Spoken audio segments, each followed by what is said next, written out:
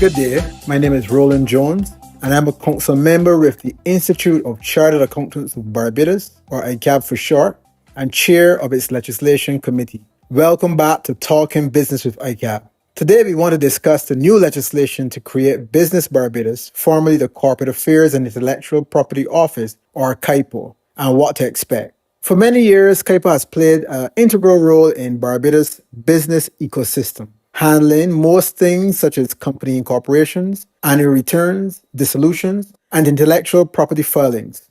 For some, there were a couple of frustrations, including delays in obtaining basic certificates, lost files, and long queues for simple tasks. Now, today we have the Business Barbados Act 2024, and this promises to be a game changer. This legislation repeals the old CIPO Act and replaces it with a modern structured framework designed to deliver efficient, timely, and technology-driven service to corporate and intellectual property stakeholders.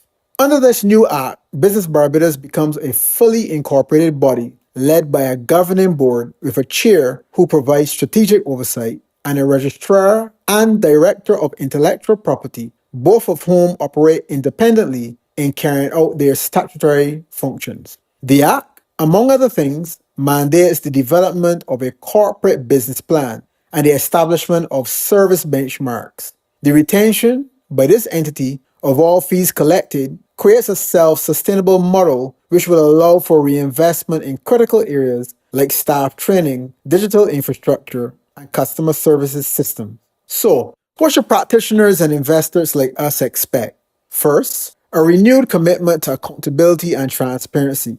The legislation requires annual reports, strategic key performance indicators or KPIs, and performance assessments to ensure that Business Barbados is meeting the needs of the business community. Second, a focus on making the necessary changes towards a more modern infrastructure, which may include technology and digitization. While timelines are still to be confirmed, we should be able to expect online incorporations, digital good standing certificates, and eventually integrated corporate and IP platforms, possibly even incorporating automation or AI for efficiency.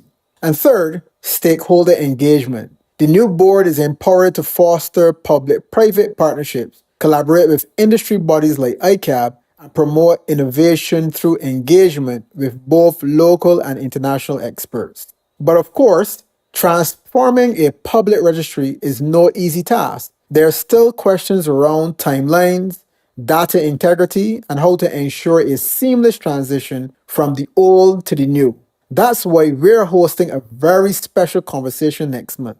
To hear more, join us on June 12 for a live webinar where we'll meet with Connie Smith, the newly appointed chair of Business Barbados, and Tamisha Rochester, registrar and officer in charge, to explore what's next for Business Barbados, or, as we know it, the registry, and how these changes will impact your practice and your clients. Thank you again for listening to Talking Business with ICAB. My name is Roland Jones.